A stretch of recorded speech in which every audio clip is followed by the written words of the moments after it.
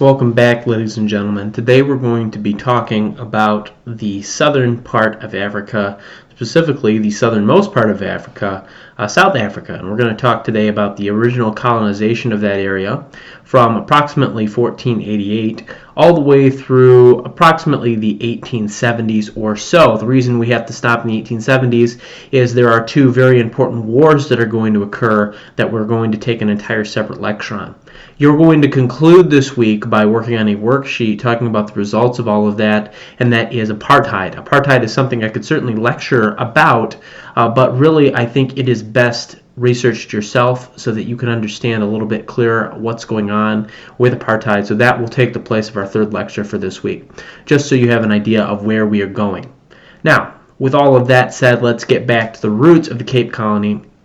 And by the way, the reason we are spending so much time on this area, and in fact we're going to spend more time on South Africa and the events that occurred there than on any other part of Africa, is because I think it is a very unique situation in world history. Southern Africa, from a climate perspective, is also unique in an African context because it is the only part of Africa that we would consider a climate that was similar in some ways to European climates.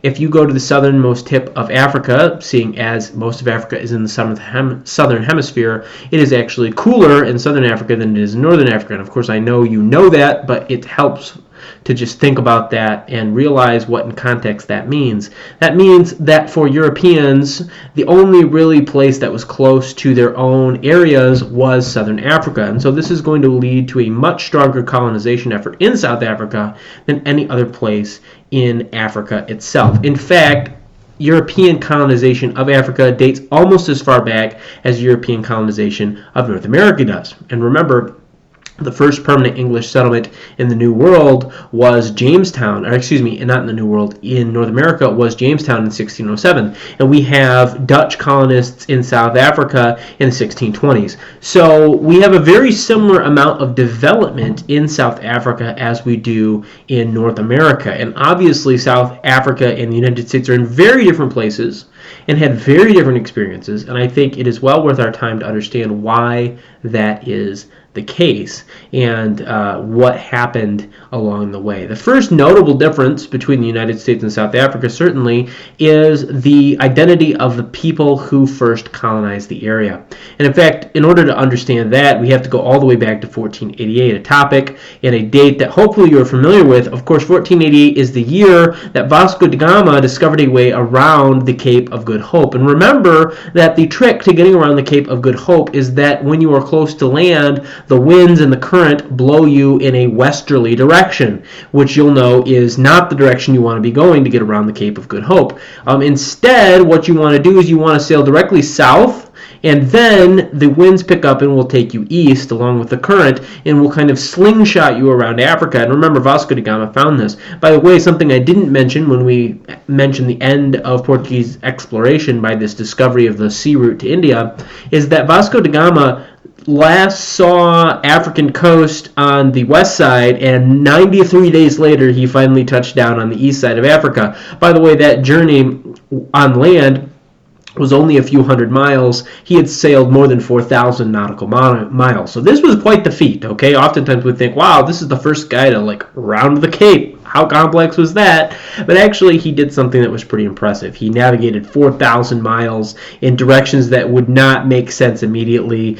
He was just following the currents and seeing where they would take him, and he found a sea route to India, and this is, of course, going to change the world. Now, we are specifically talking about what this means for the Cape Colony. Very quickly, the Portuguese develop Vasco da Gama's route into a permanent trade route, one that they are going to use extensively. Multiple Portuguese expeditions every year were going to go and take this route. Again, because of the length of time needed to get around the Cape, there's actually the development of two fueling, or fueling is probably the wrong word because these ships didn't use fuel, but restocking stations are developed on either side of the Cape. So we have on the western side, the Atlantic side, if you will, the area today known as the Cape Colony, or Cape Town, to use its modern term. On the far side, the area where most Portuguese ships again sighted land was called Natal, which is, of course, from the Portuguese basically named for the infant savior. You can think about this as like prenatal. Okay, so the Natal, and a city is built there called Natal by the Portuguese. Or again, city is probably a strong word. This is really a resupply station where you would get new water on board and things like that. But effectively, two cities or two settlements are developed by the Portuguese, and these settlements are exclusively to assist ships in their journey from Portugal to India. So you would stop at both of these locations, and you would kind of scoot around the end of Africa and stop at the next one.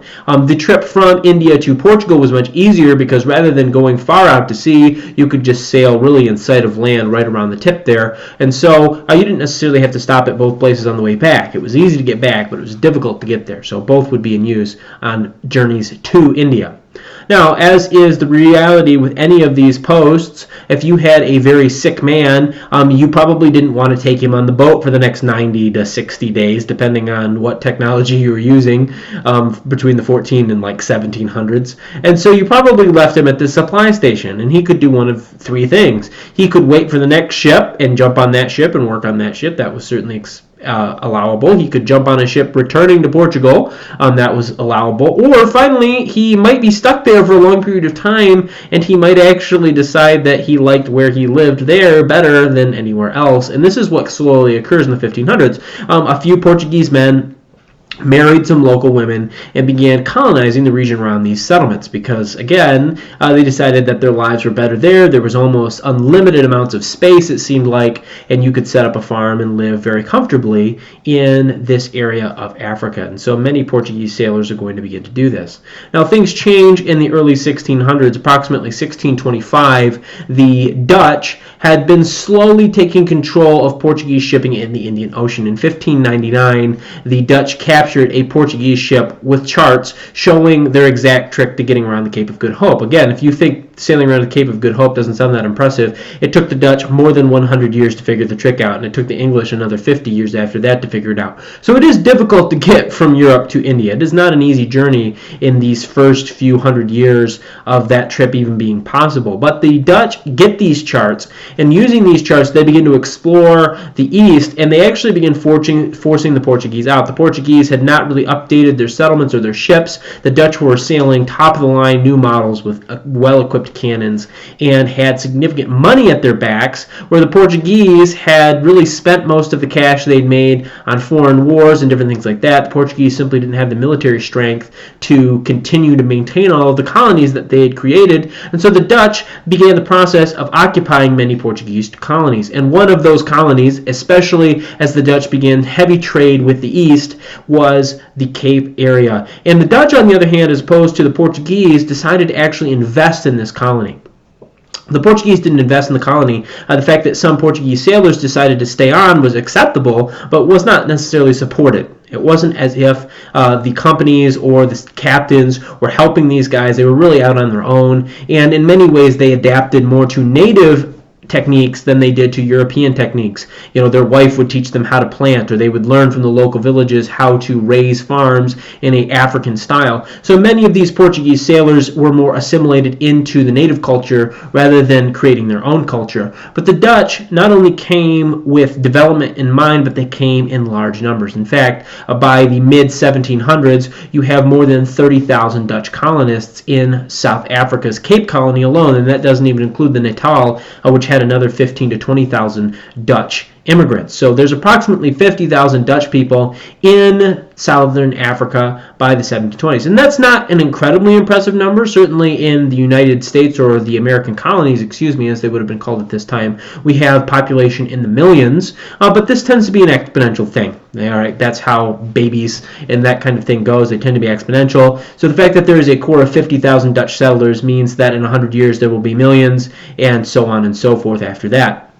So by the 1700s, we have a strong Dutch population. This Dutch population was bringing in European-style agriculture with European-style crops. And these European-style crops, as opposed to the native African crops, which of course you're familiar with from guns, germs, and steel, these European crops are incredibly high yield. And so very quickly, the Dutch colony is able to support a very large population, a population that continues to grow. The Dutch also are utilizing slave labor because the slave culture of the Portuguese had been passed on to the Dutch, and the Dutch still used a lot of slaves in their agriculture. These slaves primarily, by the way, came from West Africa and the Dutch East Indies, actually. So they weren't really taking slaves of the native South African population. Instead, they were bringing in different people groups from around the world, which this is important, by the way, for your own research later on in the week, because this ethnic blending that's going to occur is going to have profound implications during the apartheid era. Okay? And the reality is, in every place that this happens in the entire planet, if you bring a lot of different people groups together, love finds a way, no matter what people look like, and there tends to be blending, and there tends to be, mixed race people, and it gets wonderfully complex, and I think that's good. I think that's how God designed humans to be. But eventually, especially unfortunately, and I don't want to make too light of this, in a place that is going to have incredibly strict racial laws like South Africa, this is going to create problems. So it's kind of an amusing thing at first. People naturally mix. They like doing that. That's how humans naturally are, but it causes problems later on when the government decides to try and split people off by the color of their skin or by their original racial identity. That can cause some serious problems. Now, the Dutch continue to expand their colony, and the lure, much like the United States, is towards the vast plains and farmlands available. In fact, most of southern Africa is actually rated as a Mediterranean climate, or South Africa, I should say. Southern Africa would include places like Zambia, Botswana, modern-day Botswana, Namibia. These places are very desert. There's a lot of sand, but South Africa itself is actually very fertile.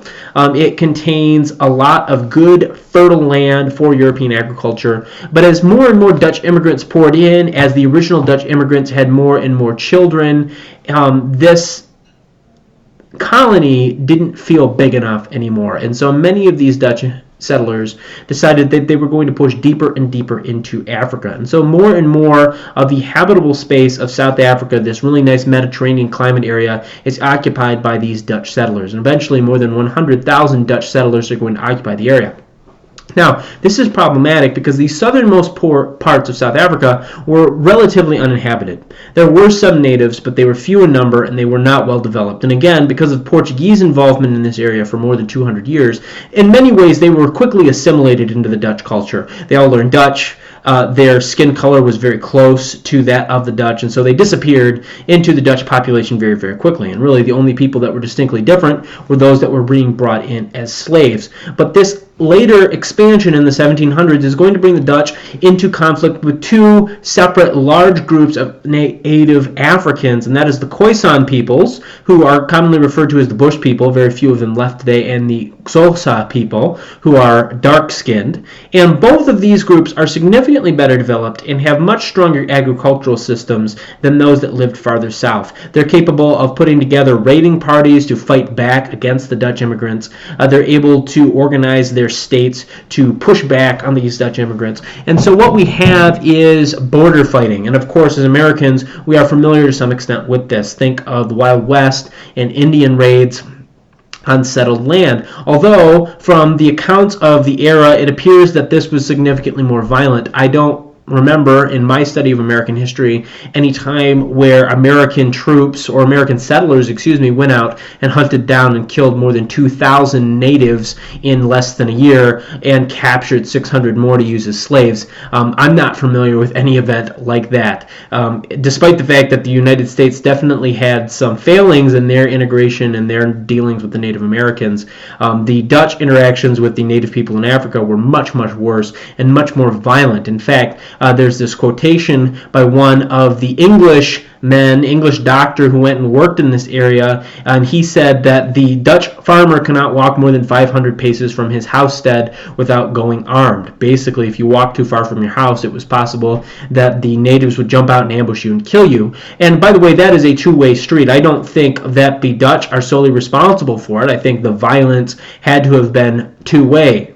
The phrase might be it takes two to tango, but still the reality is that the Dutch frontier in South Africa was incredibly violent.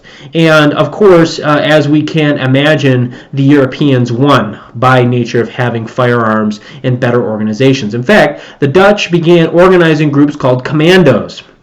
And you're probably familiar with the term commando because it's oftentimes used of elite troops.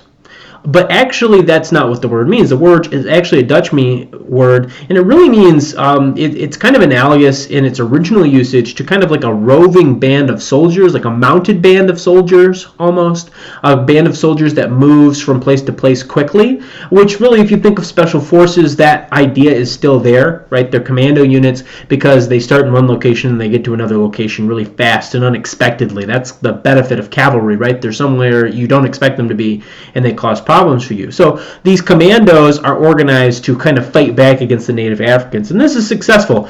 And by the way, I want you to keep that in mind because this commando idea, this commando tactic that these Dutch immigrants use is going to become really, really important in our next lecture when we talk about the wars between these Dutch immigrants and the English.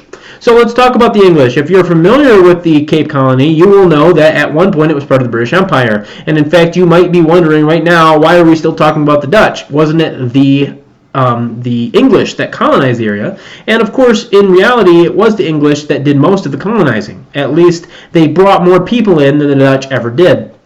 The reason that the colony went to the English rather than the Dutch is because of Napoleon, which really shook up most of Europe. And I'm sure any of you who took world history with me remember Napoleon with, I'm sure, great fondness. But the reason Napoleon plays into this particular story is that French troops occupied the Netherlands and renamed it to the Batavian Republic. And this was an experiment by France to kind of spread revolutionary republicanism around Europe. And we don't have time to talk about that. Man, I wish. I love Napoleon, as I'm sure all of you know. But let's say it this way. Great Britain really thought that the Dutch Batavian Republic would be a very staunch ally of Napoleon, which, by the way, it was, although, I mean, Napoleon put his own brother on the throne and did all of these different things and basically took over the country in 1806. So this was not unfounded by the British. And the British were worried that if the Dutch fleet was used against them, Napoleon might actually have the means to force open the sea lanes and attack Britain in some way, shape, or form. And so 9 British warships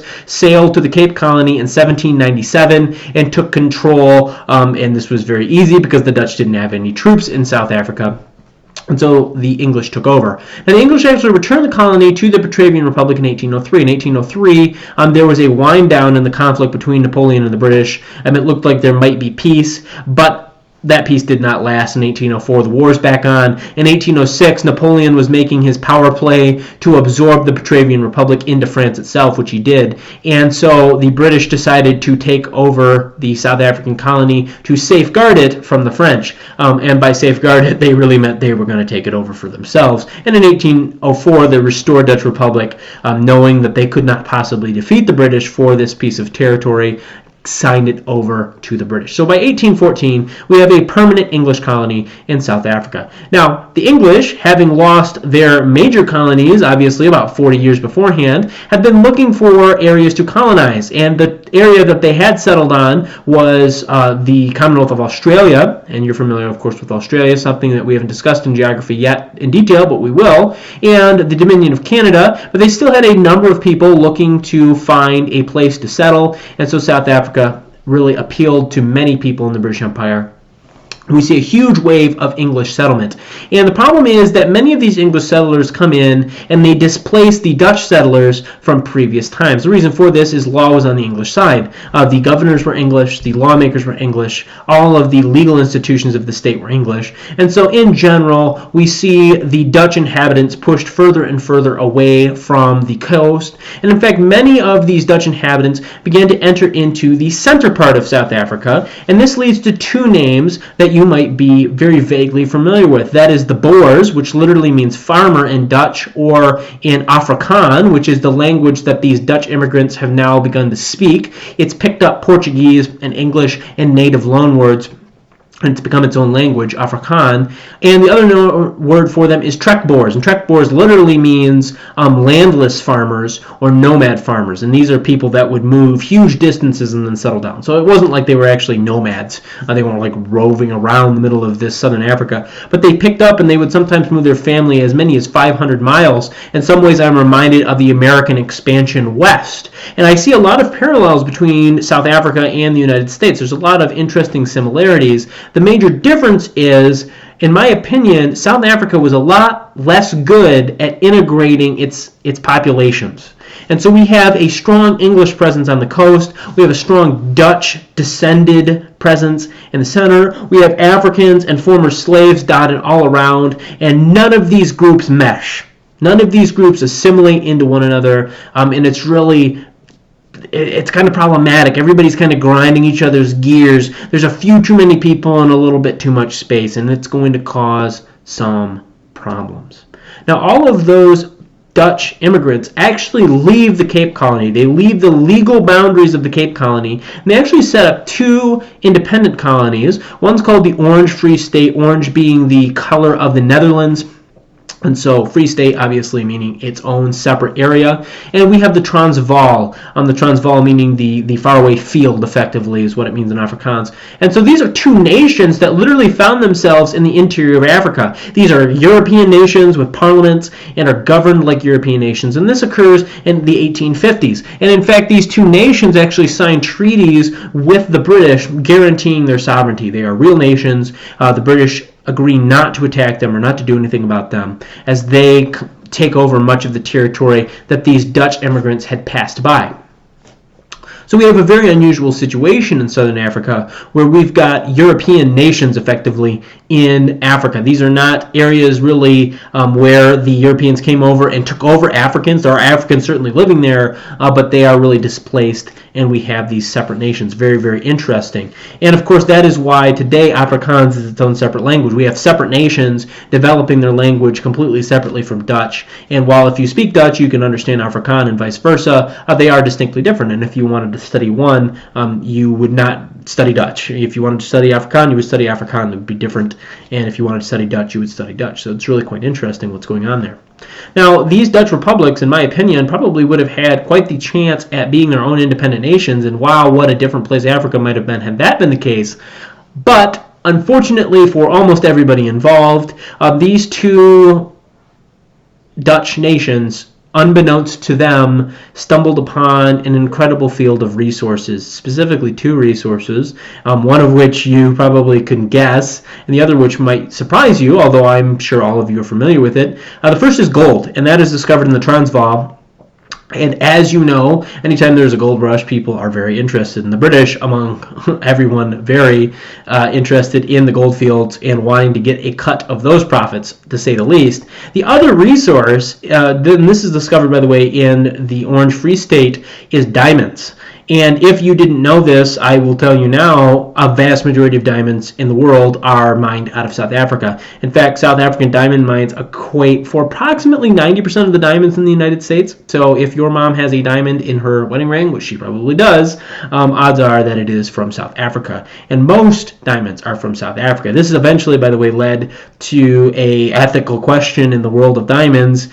Is this diamond a blood diamond, a diamond that was literally purchased by the horrific conditions, the Africans literally being worked to death to mine it? And then today, the concern is more over conflict diamonds. These are diamonds that are acquired, again, through slave labor, sold by a warlord for money to then go buy guns. So the question is, am I buying a diamond that effectively allowed someone to go murder a whole bunch of people? And there's different controls in place, and so most diamonds are not bought under those circumstances, but still, it is a very, very interesting topic that I unfortunately don't have time to go into. But if you're ever interested in diamonds, diamonds are fascinating, not necessarily from their geological composition.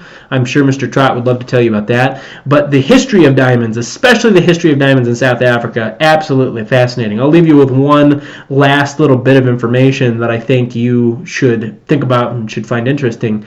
The leading diamond family in the world are a group of diamond magnates called the Vanderbeers, who are Boer in descent. Obviously, they're South African now, but they are Dutch originally. That's where the family came from. And this family ran a mass marketing campaign in the 1890s through about the 1920s, trying to convince everyone that diamonds are the stone that really signifies faithfulness and should therefore be used in engagement rings. And it might surprise you to find out that pre-1890, engagement rings with diamonds in them were not common. In fact, they were in the minority. Still very popular because I think liking diamonds is universal, not even just for girls. I think most girls I know like diamonds.